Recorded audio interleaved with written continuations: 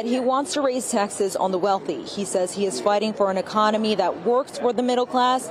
In Congress, he's worked to increase funding for veterans' medical care and improve services at the VA. Now, as far as gun control, Lanson wants a ban on assault weapons. He supports universal background checks, red flag laws, and age restrictions. Now, Landsman, again, is seeking his second term in Congress here for Ohio's 1st Congressional District. He is up against Orlando Sonza, who is running for the Republican Party, and that is where we find Local 12's Paige Barnes.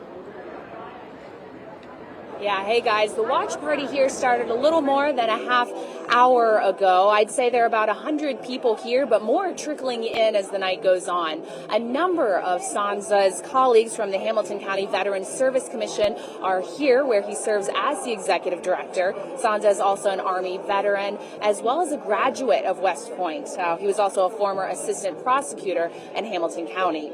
If Sonza wins, this would be the first time he's held political office. He's unsuccessfully ran for state senate in District 9, which oversees part of Cincinnati and Hamilton County suburbs. As for his stances on issues, when it comes to the economy, he's emphasizing inflation and the need to rein in government spending and support small businesses. He supports securing the border, noting he's the son of immigrant parents, and he is for more parent oversight in school. Now, Sonza cast his vote during early voting last month, unlike Greg Landsman, who voted today. Live in Mason, Paige Barnes, Local 12 News.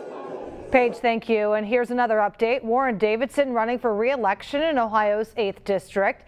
Democrat Vanessa Enoch is challenging him. It is the 4th time she has run against him, and these numbers right now have him in the lead, 62% to her 38%. All right, in order for a presidential candidate to win the White House, he or she must get to that magic number, 270 electoral votes. Kyle Inskeep is here now at the big board to show us the path to victory for each candidate. And it's going to come down to these 7 swing states. Exactly. And we should note this is all hypothetical. Yes. This is based off where the polls are leaning outside of those 7 swing states, right?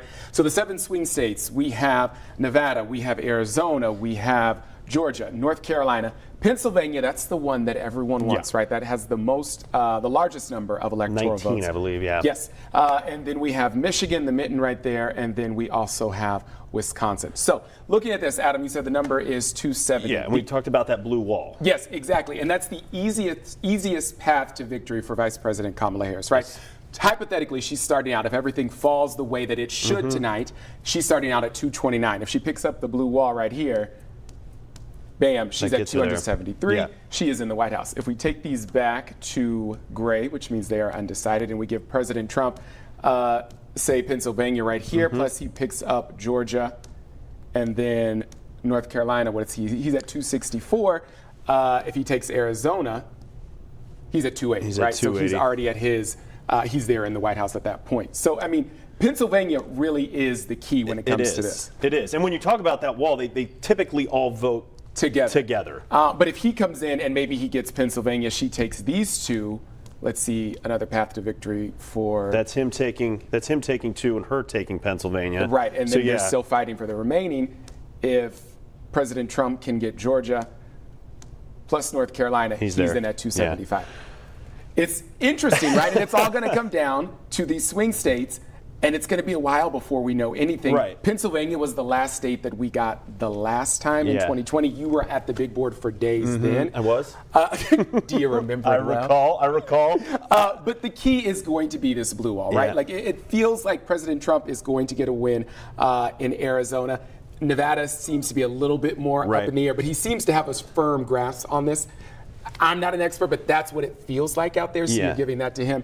But these states is really where it's getting nice. And this could be it's just a reminder, it's so early right now, we really can't call it as these numbers are starting to come in. It may be another instance where it's the middle of the night before we have anything really definitive. And of course, we saw how things went last time where it may go beyond that. And I think we can take a look at where things stand with the electoral map at this time. So some of the states starting to come in. These are still partial results in a lot of states. We know Indiana was called for former President Trump. We know Kentucky was also called for former President Trump.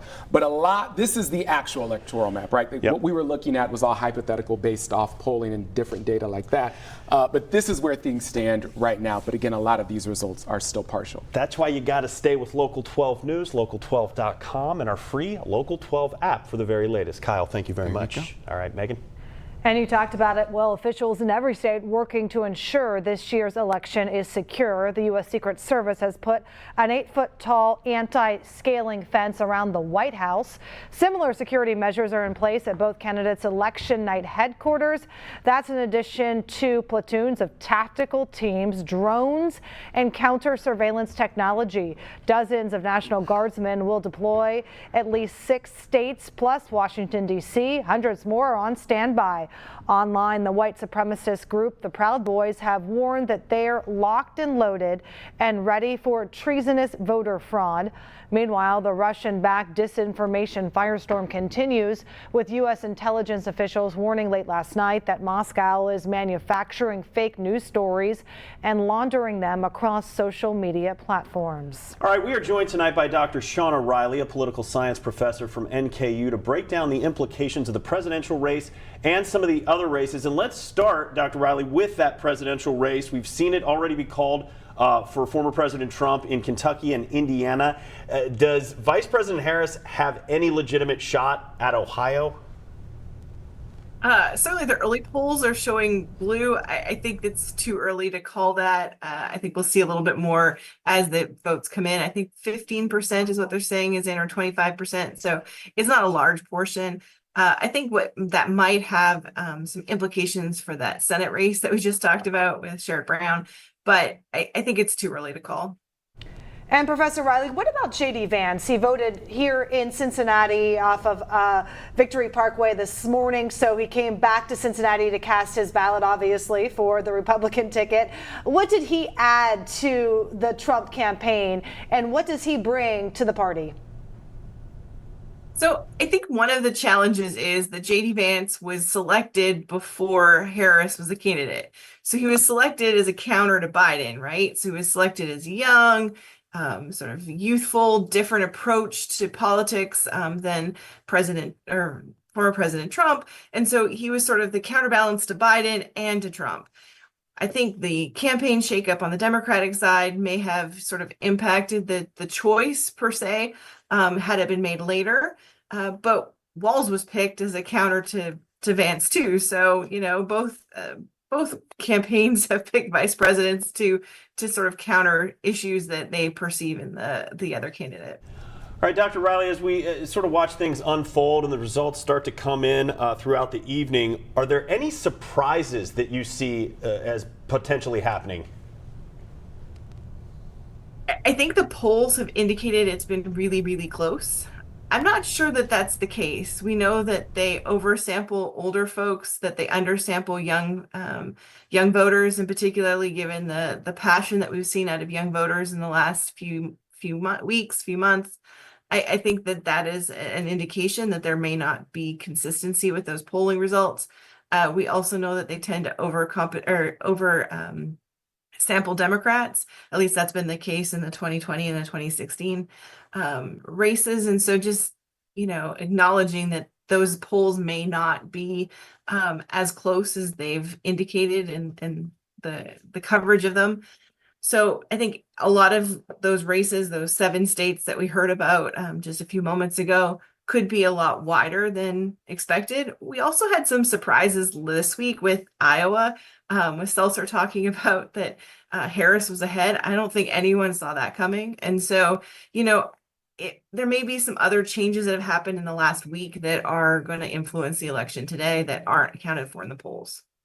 We have time for one more question. The Ohio Senate race between Sherrod Brown and Bernie Moreno, obviously very tight and very important for the national makeup of Congress and what goes on nationally. What do you see happening in that? Well, I think it actually became even that much more important since we last talked with the West Virginia ticket, or the West Virginia Senate going to the Republican Party. So that was a switch. So now there's a 1 senator margin. So there's even more pressure on the race, if that's possible, given how much money has been spent. I think it's still close. Certainly there looks like there may be some breaking in some of the early polls, but until we're closer to the 95%, I think it's too soon to call those. All right, Dr. Riley, thank you so much for joining us tonight. And it has been a busy night for election workers. Yeah, David Winter is at the Board of Elections in Hamilton County, where vote counting is already underway. David, what's the scene there? Yeah, a lot of the votes have already been tabulated so far, but you can see there are 26% of the vote in. That's 160,000 ballots cast out of the 604 registered voters. Now, this represents the early voting and the mail-in ballots. And so far, what we have seen is for prosecutor, Connie Pillich is ahead of Melissa Powers, 58 to 41%. And for sheriff, Charmaine McGuffey ahead of Jim Neal, 63 to 37%. The numbers we are waiting for are the ones for day of, and those are coming in via thumb drive. As they come in, we are going to see them actually put the thumb drive into the computer, and then we are going to see these numbers start to tabulate, and we'll get more of the ballot dumps is what we call them. But we have had a tremendous number of people voting early this year. Take a look at some video that we shot from Thursday. The lines were out the door here at the Board of Elections in Hamilton County. On this day, 5,000 people stood in line at the Board of Elections to vote. The record was set the next day at 7,000 people voting here in a single day. Early voting is record-setting, about 20% over 2020. This was a record-setting election in Hamilton County already. So our early voting turnout was 95,000 voters, and that surpassed the previous record, which was 2020, 80,000 early in-person voters. So we're definitely seeing a huge uptick in early voting. As for vote by mail, we're coming in just under 70,000, but there's still a couple of days for those to come back. That's about on par with 2016. Which is the last sort of similar presidential election. Of course, in 2020, we saw 170,000 people vote by mail, but that was during the pandemic. Now, not that our votes here in Hamilton County really matter from an overall standpoint for the presidential election, but we are heavily Democratic here in Hamilton County. And so, as you might expect, Kamala Harris is beating former President Trump 64 to 35%. The votes coming in from Hamilton County. Sherrod Brown 64% over Bernie Moreno's 33%. Again, we were expecting those kinds of numbers, but we will be getting more numbers here as the thumb drives come in from the different precincts as this evening goes on. Reporting live from the Board of Elections in Hamilton County, David Winter, back to you in the studio. All right, thank you, David. And you heard David mention the Hamilton County Sheriff's race. They're going to be electing a new sheriff. Current Sheriff Charmaine McGuffey is hoping for another term. Former Sheriff Jim Neal, who switched parties from a Democrat to a Republican, is trying to win back his old job, and you can see it here. 63% of the vote right now going to Sheriff Charmaine McGuffey, 37% to Jim Neal. And Hamilton County also electing a prosecutor. Melissa Powers wants to keep her job. Connie Pillich hopes voters will elect her to the position. The numbers right now, of course, not all of the precincts are reporting. Early numbers are Connie Pillich with 58% and Melissa Powers with 42%. And here are some of the numbers on the Kentucky Citizenship Requirement Amendment. This would make it part of the Commonwealth's Constitution and make it illegal for anyone who's not a citizen to cast a vote. Right now, 62% voting yes to 38% voting no on that issue. And Kentucky voters also voted on an amendment to the Constitution to allow public money to be spent on vouchers for private schools. Right now, it is 65% no and 35% yes. And tonight, use local12.com to track the votes. You can see the votes from every state and how they're impacting the electoral count or the balance of power in the Senate and House. You'll find it in the election section. Of course, Local 12 has team coverage throughout the night. 8 reporters are targeting all of the key races. That's all the time for right now. Yeah, we'll be right back at the top of the hour with the very latest results.